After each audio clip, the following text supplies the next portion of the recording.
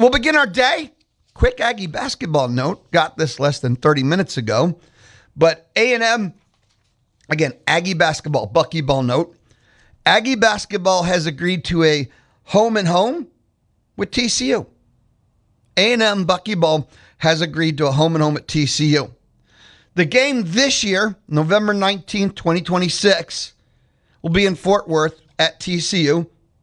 And then November 27th, I lied, in 2027, the day and time is TBD, but in 2027, it'll be here in College Station. Big fan, big, huge fan. TCU was in the NCAA tournament this year, beat Ohio State in the first round. And then if I remember right, they got utterly destroyed by Duke, but a lot of people got utterly destroyed by Duke. So TCU, I call them a brand name. When you look at these basketball non-cons, you get a lot of Manhattan, Georgia State, Southern, School of the Mimes. I'm a big fan of just playing the Texas tour. There's plenty of brand names you can play in state that would help sell tickets in that non-con dead of winter when there's nobody in town. Play Rice. You know, if you're going to play a team from Houston, you could play Rice. Doesn't always have to be Houston. You could play TCU, SMU, Dallas Baptist. They probably don't have a basketball team, but I think you get my point. So big fan. TCU, great. And home and home. Big fan of the announcement. So buckyball will play TCU at home and home. November 19th, 2026. That's at Fort Worth. 2027, they'll make their way to Reed Arena. Can't wait for buckyball to come back.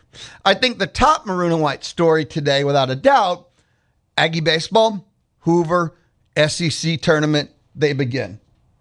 It'll be tonight, and 6:15 pre, first pitch is definitely TBD. It will be 30 minutes following the first game today. The first game is at 3 o'clock. Now, you tell me, and there's 30 minutes between games.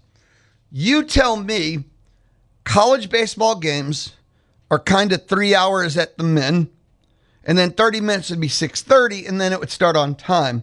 How many college baseball games actually go that 3 hours min? And then there could be weather. I'm stunned that they would schedule, if it's only a 2-game day, them this close together. It strikes me as poor planning. Like, I could see a 1 o'clock and 6:30 game, but 3 and 6:30, that's kind of cutting it close. But I don't care. When they play, right here on the zone, I know 6:15 pregame, period. And it's Auburn, who the Aggies played not that long ago, and the Aggies had to win the third game to avoid a sweep. It's not a rematch, because that's when Shane Sadeo was still starting. And Auburn won this game 18-5 the first time, but it's not that game because Shane Sadeo was starting. Ethan Darden is getting the ball, and the Aggies saw Andreas Alvarez. And the Aggies hit him hard, but they also left him in because 18-5, Auburn had room to let him bleed. But the Aggies got a 5 spot off of him. And this is one of those, it was Sadeo into Cunningham, and then you just didn't use any of the, your expectant, hopeful part of your bullpen because the game got out of control. If you remember the Auburn series, at the time was A&M 8, Auburn 9. Yes, the first game spalled. Other than that, they played like two teams right next to each other. I thought it was a really great matchup. Yes, I know what the first game was like, but there's reasons why it spiraled. Okay? So it should be another great game. Aggies are rested. And I would say what a perfect way to go in the tournament was how you beat Mississippi State. Taking the second and third game and the intensity, the execution, the way players stood up. I mean, if you wanted to build momentum, not just winning a series, any series, or even, I don't know, like running tool, there was something intense about this that I hope, I want to see it tonight. I want to see if that Mississippi State series unlocks something, leveled up, build a certain level of momentum. I want to see if this Ethan Darden thing, the 2 starts for him, especially that second start against Mississippi State, because he's not going to go 7-0. I don't think that's what he does or who he is. But can Ethan Darden, could he do 4-2? Yes. That might even be the best case scenario, to be fair with you, right? Could he do 4-2? Yeah. And then from there, if he's 4-2, you got 5 innings, and you figure 3 of them is fresh corn. So can you get 2, 1 inning? 2 innings. Yeah, 2 innings. 4-2 from Darden. 7, 8, 9 belong to fresh corn. So can you just get 5 and 6 from any other 3 pitchers? With only 1 more run kind of given up is kind of the way to think of it to win this game tonight. I think you can do that. Now that you potentially have a Friday night guy that's not going to give up 5 runs in an inning and a third or 2 innings, you can put that together. You don't have to lose all your game ones, whether it's game 1 of a series or game 1 of a tournament. Win tonight. You're showing the committee you've improved since you went on that little end of the year losing streak because you've shown how much you've improved against Auburn. Win tonight. There's like 3 teams battling for that last hosting slot. Florida's one of them. Florida's surging hard right now. Well, show that you didn't just, win 1 series down the stretch. You lost 2 prior to Mississippi State, and then you lost after Mississippi State. No, you're building 2. Win tonight. I can't say it 100% cements you as a top 8 national seed because I think the resume indicates they're one. But it sure feel more comfortable. And I just think of the continual build momentum, and this obviously would be another testament to the momentum building towards the postseason to win tonight. You're there, and it's interesting to me. I don't know how the mental works, but as opposed to playing on a Wednesday, and 5 games in 5 days or any of that, it's just another series. I just feel like this Aggie baseball team should be relaxed. They're not playing with pressure. Last year they went to Hoover realizing they needed to win like 10 games in 3 days to get into the tournament. They had to win it all because they had backed themselves into the corner. And every at-bat felt like the last at-bat of the year. That's not this team. They're in no matter what. I don't know how much pressure it really is. Oh, guys, we got to win this or we don't host this. I don't think they think or talk that way. Play loose, play with the momentum from Mississippi State, continue building forward, beat the hell out of Auburn. Last time you played them, you beat them. They might have won the series, but you beat them the last time you played. I just want to see all those things in effect. They've been resting. That's what's stuck in my head. And beat them to just tell the committee, yeah, we won 3 of our last 4. Let's say they were to lose Saturday. We beat Mississippi State 2. We beat Auburn in the tournament, and I think you get my point, yes? I think the answer is yes. So 979 693 1150. 979 693 1150. Something, because I like to just take a look around. And offensively, I'd look at that head-to-head matchup. Auburn hits 298. Aggies hit 305. Aggies have scored 477 runs. Scored 477 runs. Auburn scored 379. It's almost a 100-run gap. Aggies have hit 114 bombs. Auburn 70. This A&M offense is so overwhelming. Their statistics are so dominant. How did they get to be a top 8 national seed with their pitching? Overwhelming, choking, staggering offense. That's how. It is stunning. And one other thing, I always look at it all in the head-to-head matchup. This offseason, pitching, the priority has to be get people that strike out people. Get people that strike out people. Just get that negative out, that nothing accomplished, not even putting the ball in play. Taking pressure off themselves, taking pressure off the inning, taking pressure off the game. They just got to find pitchers that strike out people. I'm sure they're not the only team in the country that's going to go look for strikeout pitchers. I'm sure they're valuable, but if you're going to go spend NIL money, you want to make the most progress forward, They got to get pitchers that strike out people. A&M strikeout leader is Sadeo, who gave up bombs with 75. Strikeout leader for Auburn's 100. Bit of a gap there, don't you think? Just a skosh. A&M has struck out 448 batters. Auburn 540. See that gap in runs scored shows the overwhelming dominance of the A&M offense. Well, there's almost 100 strikeout gap between the two pitching staffs. The other way, get pitchers that strike people out. That's the what must happen kind of thing. I mean, you always want that, but I don't know. And that's the thing that bothers me about this pitching staff. What was their philosophy in their recruiting in the portal and everything to put together this many pitchers that don't strike out people? I don't know. We move on. When we come back, Joe Sheehan Newsletter will join us on the D4 Land Services hotline. If you need some forestry mulching, maybe it's pond construction or heck, metal building, custom metal building from the ground up, go visit d4landservices.com. d4landservices.com. It's the Louie Bellina Show. We're just getting started. Friday on the Zone. Home, on the road, or Omaha. You can hear Aggie Baseball on the Zone. The Louie Bellina Show. Friday style, Friday edition, and it's all presented by, CC Electric, Residential, Commercial, and Industrial Services. It's what they do at CC Electric. Joining us on a Friday, he's probably disoriented. He probably doesn't even have cop cars chasing him because it's the wrong day. Joining us now on the D4 Land Services hotline, Joe Sheehan Newsletter. Brother, what are you up to, man? It's the Friday of Memorial Day weekend. I don't know what I was thinking letting you move me to this Friday. I appreciate you moving me on Tuesday, but I wasn't thinking about the fact that we'll be the last two people in America actually working today.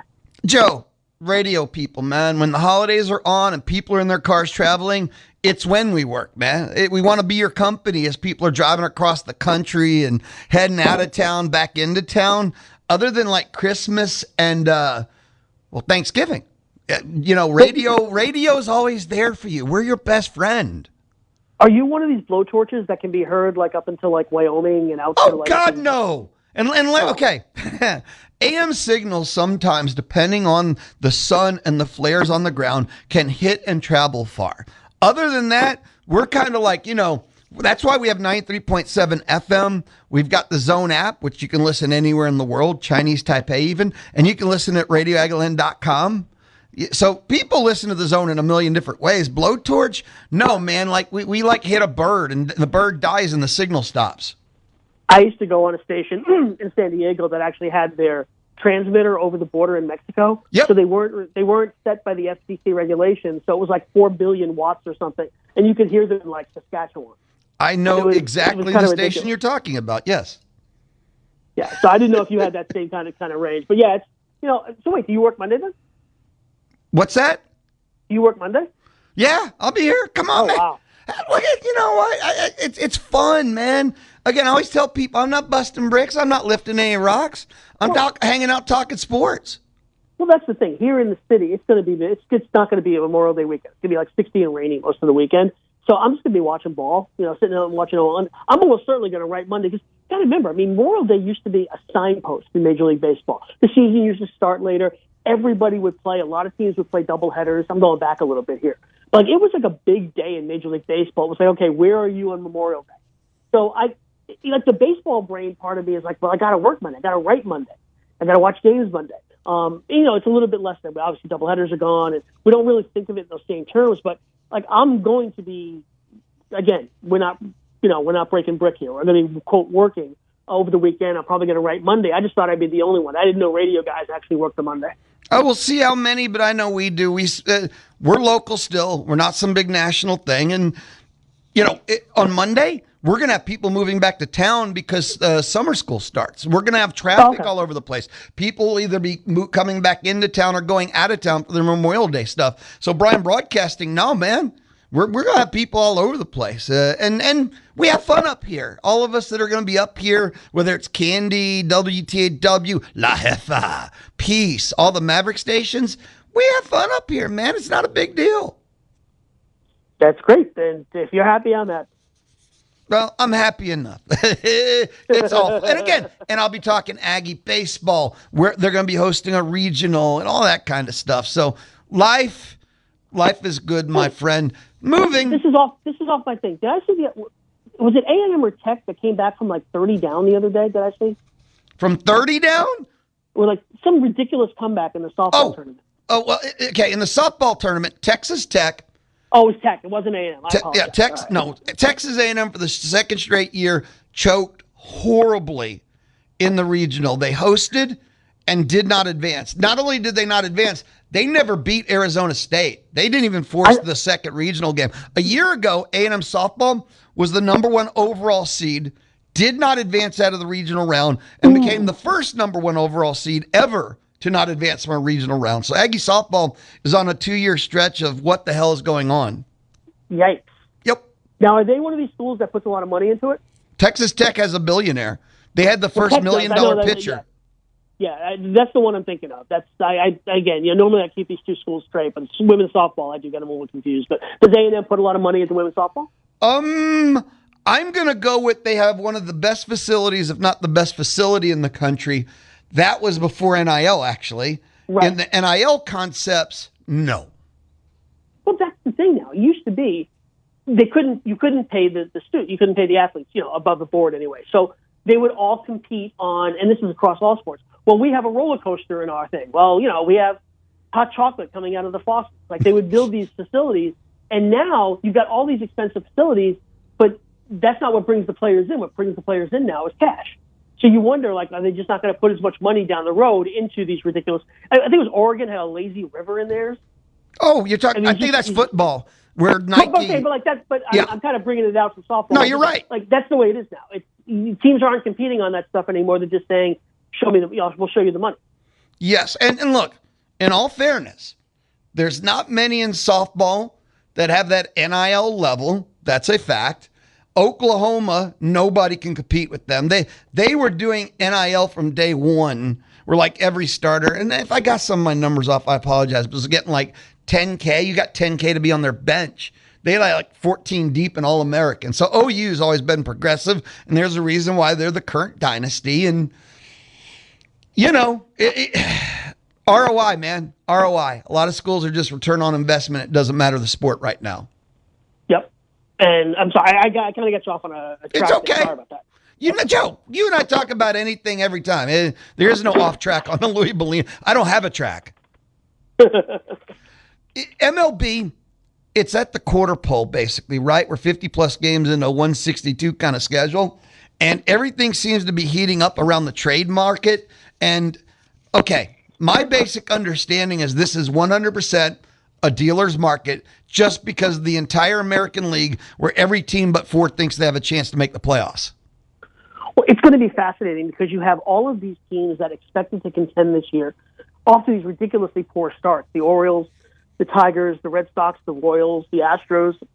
I mean, these teams, you're going to be in a position where, say you're 51 and 56 coming out of the All-Star break. I'm just pulling some numbers here.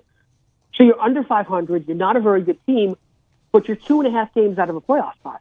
Like, I don't know what some of these pretty unimpressive teams are going to end up doing. So sitting here now, Louie, I have a hard time telling whether it's going to be buyer's market, seller's market, or just a locked up market because nobody can decide. The worst thing you can be is in between at the trade deadline. Buy, sell, but if you just sit there and kind of half-ass it, you don't really know what direction you're supposed to be going in, you're just wasting time. And I think a lot of these teams are going to end up caught there. It's fascinating because you mentioned these teams that are disappointing. Like, Turek Skubal was supposed to be out for 3 to 6 months, for 6 to 12 weeks.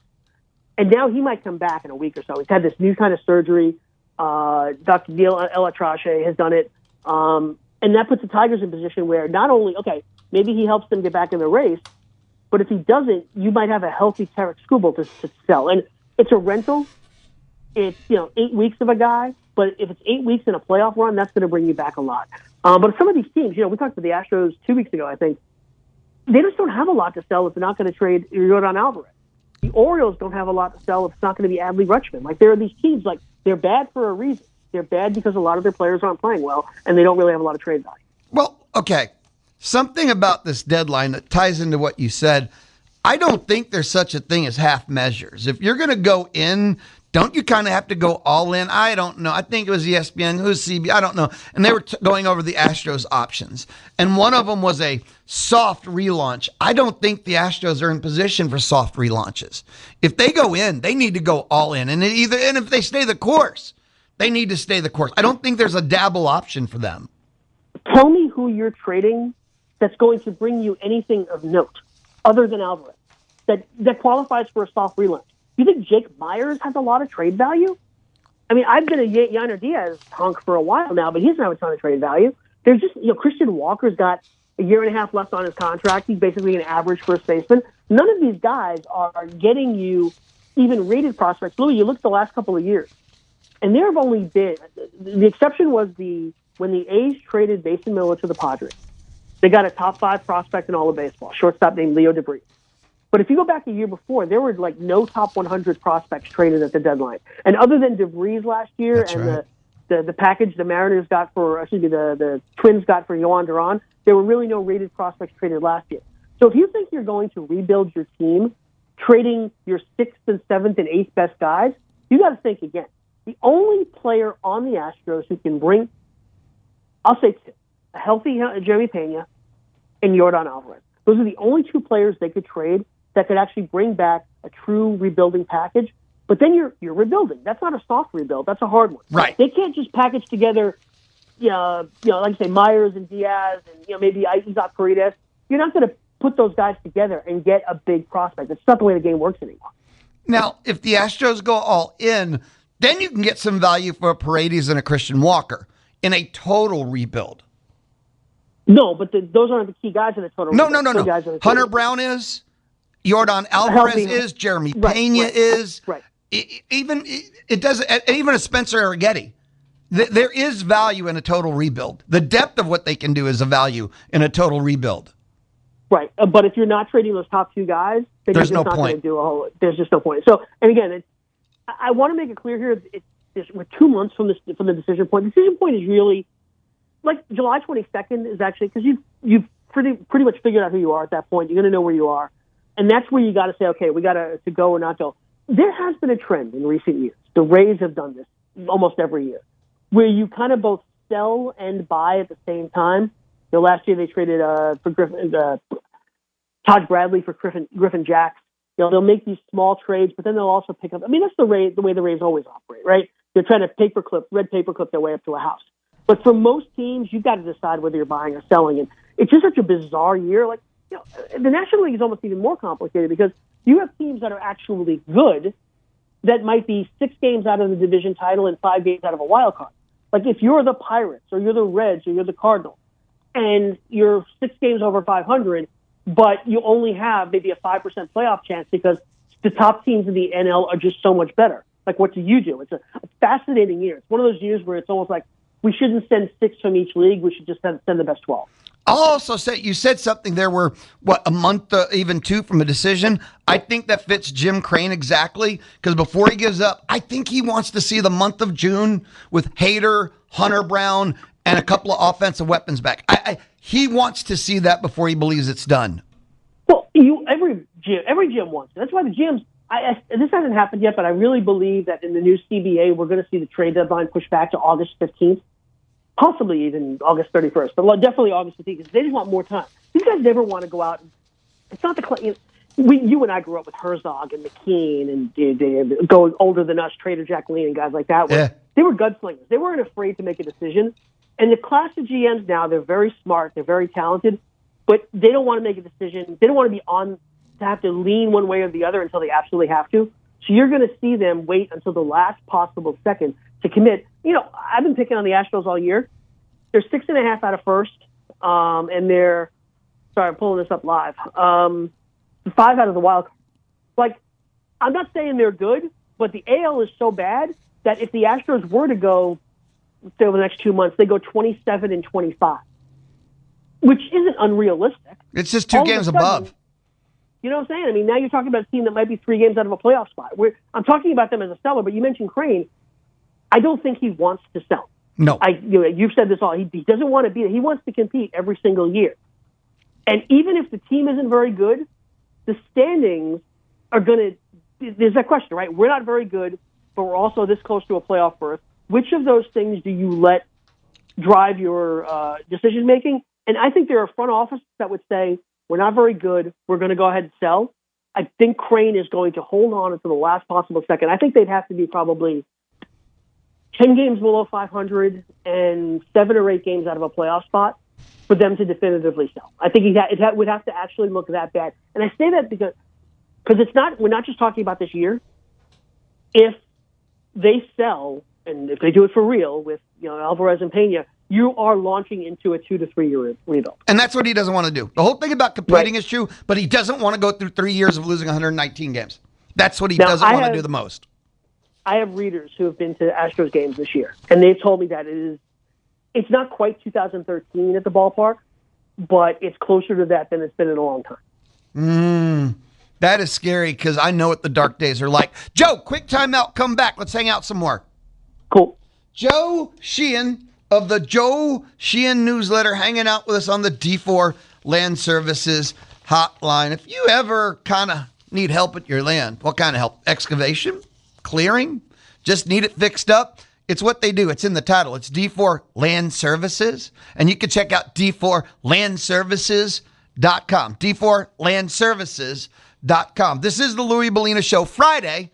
And, of course, you're listening to The Zone. Blending Southern culture with college football. You guys are awesome. Music, sport commentary, and more. It's Marty and McGee. Marty and McGee. Saturday mornings from 6 to 9 on the Zone 1150 AM and 93.7 FM.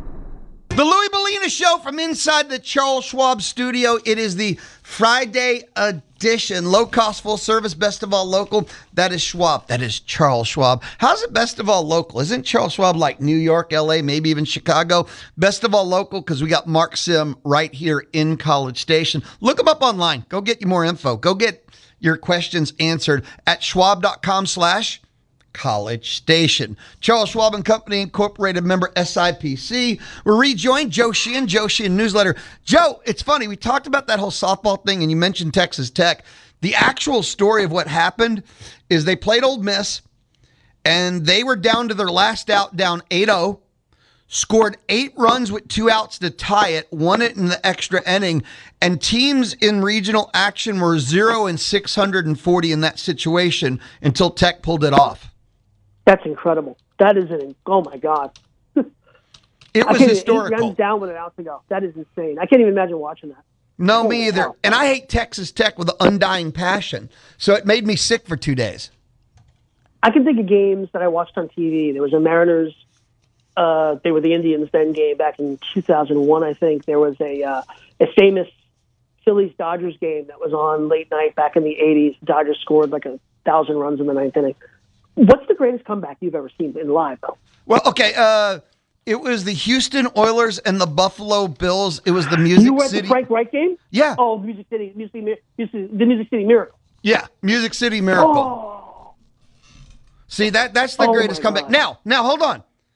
Aggie football last fall played South Carolina, and A&M was down. And see, this is where my memory. They're down like 28 or 35 at the half, and beat South Carolina. Yep. Okay. That one I remember. Yeah. So in my universe, that's the first hand. I was watching the Music City with my best friend and roommate who was a true blue Oilers fan, and I hated the Oilers with a passion being a Steelers fan.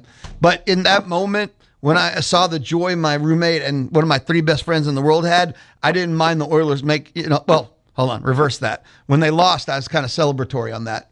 I didn't, I gave him a day off, then I rubbed it in his face. But you get the point of this, right?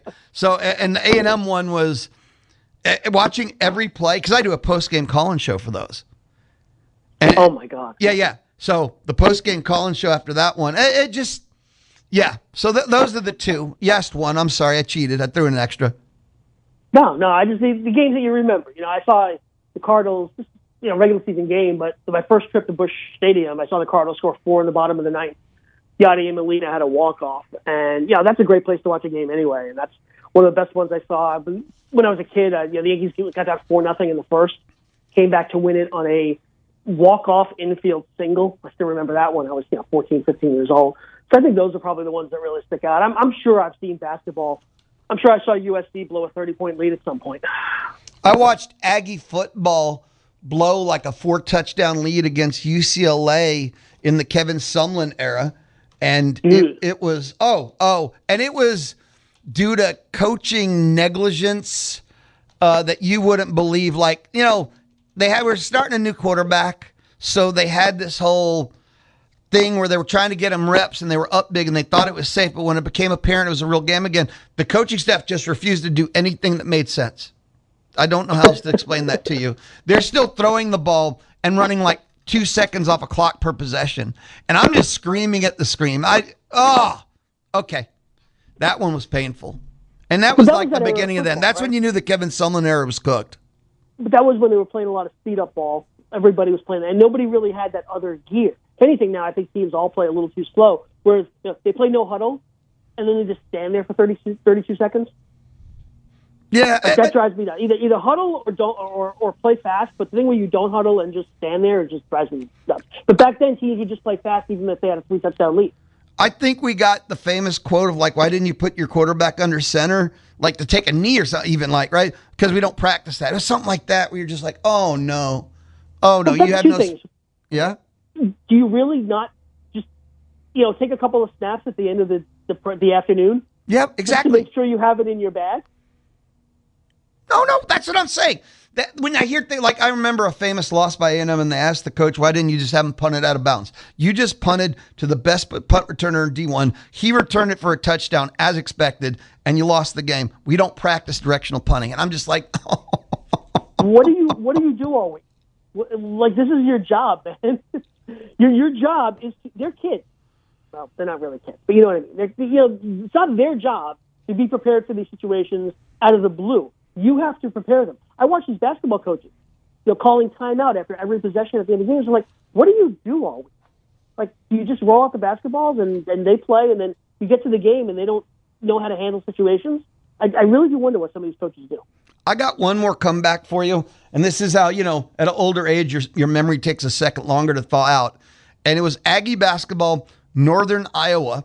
And the reason why it took a second for me to thaw out and remember, because this is till today. This was the 12-0 run at the end of regulation. There we go. 12 points, 44 seconds. Aggies faced forced double overtime.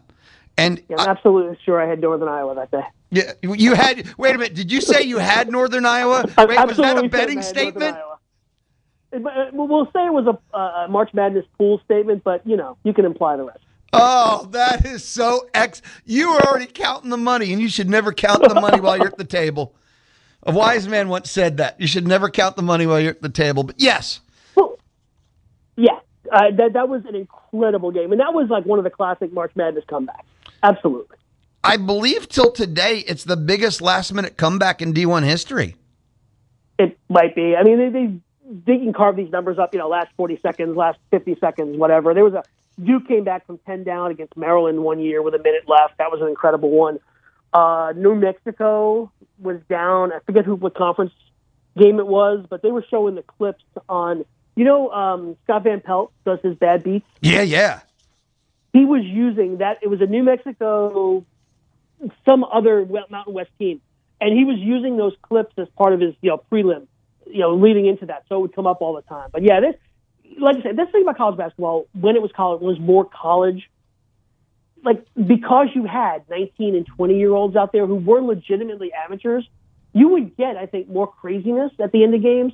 Now I think the level of player is just better. They're more professionalized. You're just a lot less likely now, I think, to see those kind of collapses. So, okay, you mentioned bad beats. I used to do a little sports book wagering on the side. Many reasons why I got out. The number one was being on a sports talk host when that took off and all that. I kind of felt like maybe there could be some conflict in here. So maybe it wasn't the best thing in the world to have a side gig like that.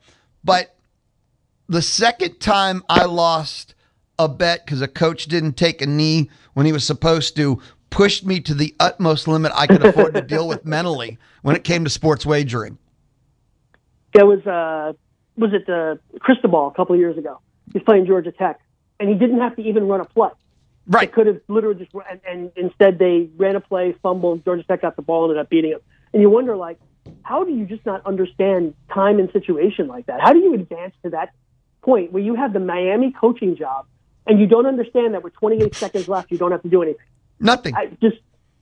Bill Simmons, this was a Bill Simmons thing where they used to have some 14-year-old, they should need to have a 14-year-old kid on the sideline who plays a lot of Madden and understands all of that. And frankly, a lot of teams actually have that now. It's not a 14-year-old kid. It's actually a job where your job is to actually know like time and score and timeouts and game state and things like that. And you don't see, well, you do still see those mistakes, but it's frustrating when you watch these coaches, like how they use their timeouts. Like you're supposed to use your timeouts on the, the big side of the 2-minute warning, because then you also get the 2-minute warning as a timeout. It's things like that coaches don't completely get, or teams that are throwing incomplete passes with 2:12 left in the game and an 8-point lead. I'm off track here, I know, but there are things that used to be a lot worse that I think the guys who came up in baseball and then later in football and basketball, the analytics guys, for all the grief they take, they've had a really big impact in how these games are managed, and they've generally taken some of those mistakes out of it. Okay. I feel like that they're getting better at these advanced parts, but it seems like some of the fundamental parts are getting left behind. Like what? Well, like calling the timeouts before the 2-minute warning. Some of the most basic things. And understanding you don't have to run a play. I see fundamentals getting lost as advanced metrics are getting worked in. Well, I think we notice the mistakes more, I think, because we expect now that teams should have a better understanding of how to play out these situations. So when they don't, we're like, well, what the hell are you doing? Or like fourth down strategy. It's 4th and 1 on the opposing 41-yard line. Like the coaches that send out their punter in those situations, the Mike Tomlins of the world, like, what are you doing? Do you just not fundamentally understand that keeping the football is better than giving it away? I had not absorbed that perspective, and I think you made one of the greatest points that the average fan is way more educated than they used to be. So when mistakes are made, more people, and there's more platforms to analyze that mistake too. Right, they're getting better information. You can go and we're not all just getting our information from the local sports radio or ESPN. Hey. They're just so. But you say there's just a broader sense of information out. So the information is better. There are more ways to get it. And actually, a lot of the analyst guys are in the mainstream now. You look at Warren Sharp or Kevin Clark or Bill Barnwell for football. Bill Connolly does incredible work for ESPN. Like, it's not just baseball. It started out as just baseball guys. Us at Baseball Prospectus, and before that, Bill James or Craig Wright, or think about the guys at Baseball HQ, Ron Chandler. It's broadened now to where all of the sports have this analytical media group that has spread out into mainstream. So you just get this information better anyway. The average sports fan is a dozen times smarter than he was 30 years ago. Joe, go have an awesome Memorial Day weekend. Enjoy the games. You'll be riding like crazy. People lucky enough, smart enough. It's not a lucky word. Smart enough to subscribe to you are going to have a great 4 to 5 days ahead. Dude, so next week we don't get to hang out with you, though. Yeah, I'm taking next week off, and we'll be back the first week of June. You'll be fine. I can't believe what I heard. Be awesome, brother. I'll see you. Take care, brother. Later, man. Joe Sheehan of the Joe Sheehan Newsletter. Hey, man, we talk sports. It's what we do on the Louie Bellina Show. Joined us on the D4 Land Services Hotline. And remember, land clearing, land excavation, land fixed up, d4landservices.com. Forestry, mulching, pond construction, metal buildings, d4landservices.com. It's Friday. It's the Louie Bellina Show on The Zone. Your home for Texas A&M football is Sports Radio 1150 AM and 93.7 FM. The Zone. The Zone. The Louie Bellina Show. I'll be joined inside the Charles Schwab studio by Bryce Jones, barbecue pitmaster, 5 minutes and change from now. It's Memorial Day weekend. It's begun, and AAA released their Memorial Day travel report. They're expecting a record number of Americans will travel really for the whole year. They expect 45 million people to travel this year, and that's up from, last year. 44.8 mil traveled last year. 44.8 this year will be 45 million people. And it's been a gradual climb. The previous record was 44. Then last year set the record at 44.8. And now the new record will be this year at 45.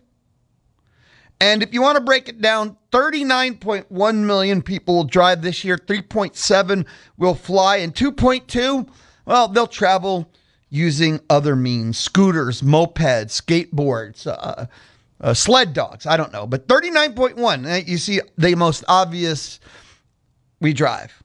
We drive. Vehicle and air travel is expected to be up from last year just a skosh. And with gas prices being what they did, you know the national average of a gallon of gas a year ago was 3.17 a year ago. Do you know what the national average is right now? So a year ago was 3.17 on Memorial Day. Right now, the national average is $4.56. That's right. It's up like $1.40 from a year ago. It's so insane. I don't fill my car up with gas often because I get great gas mileage once a month maybe. So when I filled my car up end of last week, I'm telling you, I got that sticker shock thing where I didn't move for like a couple of minutes after. But yeah, from last year to this year, Memorial Day, gas is up like $1.40 a gallon. I'll be back with Bryce.